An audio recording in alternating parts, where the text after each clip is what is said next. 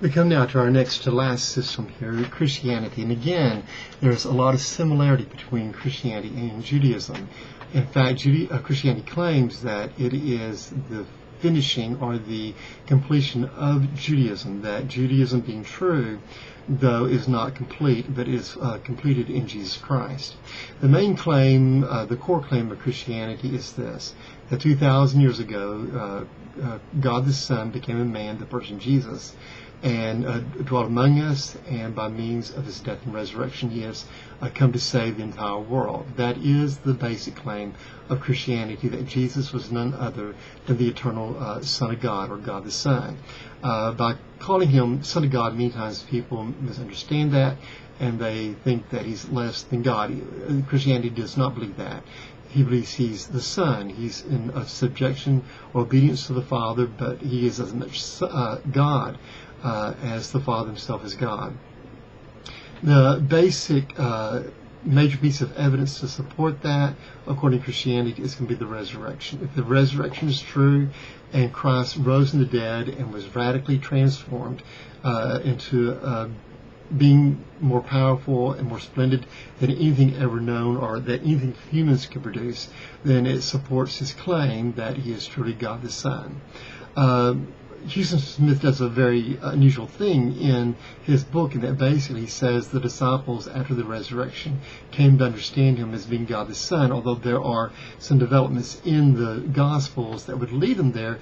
That's interesting, because if you look more closely at the Gospels, you're going to see many ways in which Jesus made those claims himself, and then the logic goes, if he rose from the dead, then he backed up those claims. But again, so much of Christianity, whether it's true or not, is going to be supported by those who claim to have been eyewitnesses of the resurrection. Although Houston Smith says that there were a dozen or so that claim they were transformed after meeting the resurrected Christ, Paul in 1 Corinthians 15 says there were at least 500 men. There may have been women and children as well. Then you're up to anywhere between 1,500 to 2,000, maybe more people. But anyway, Paul, if you look very closely at that link, at the bottom of the assignment page, that goes into more detail about that. So it all depends upon the credibility of those eyewitnesses. The fact that they were Jews, that they were suffered for their claims that Jesus rose from the dead. The fact that the women are not listed in the official documents, but they are listed in the supposed historical accounts of the resurrection. All of these are very important pieces of evidence to support the claims of those early Christians. All right, so that's more fleshed out in that link at the bottom of the page. The challenges are basically one, the document challenge.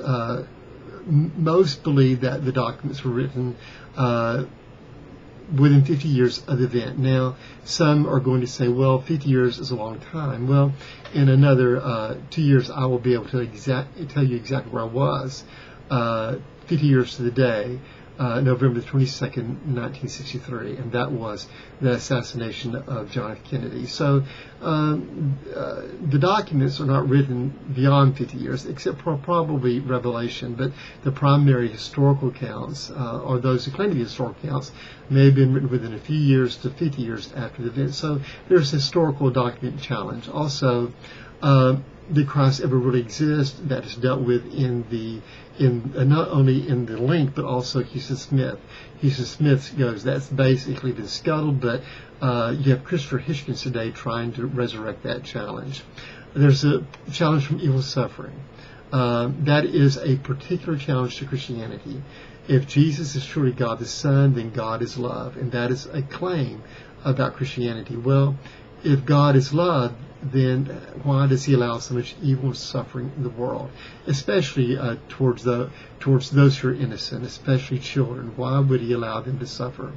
The last is the mythological challenge. Many claim that Christianity is no more than just a myth, like the dying and rising gods of these other ancient pagan religions. Again, C.S. Lewis and J.R. Tolkien, Lord of the Rings, are huge in this discussion, and you can see how they respond to that in that link at the bottom of the page. But if you're doing the 5-page paper, these are the kinds of areas you will need to address, both in the strengths and evidences to support Christianity, and also the challenges that would need to be addressed.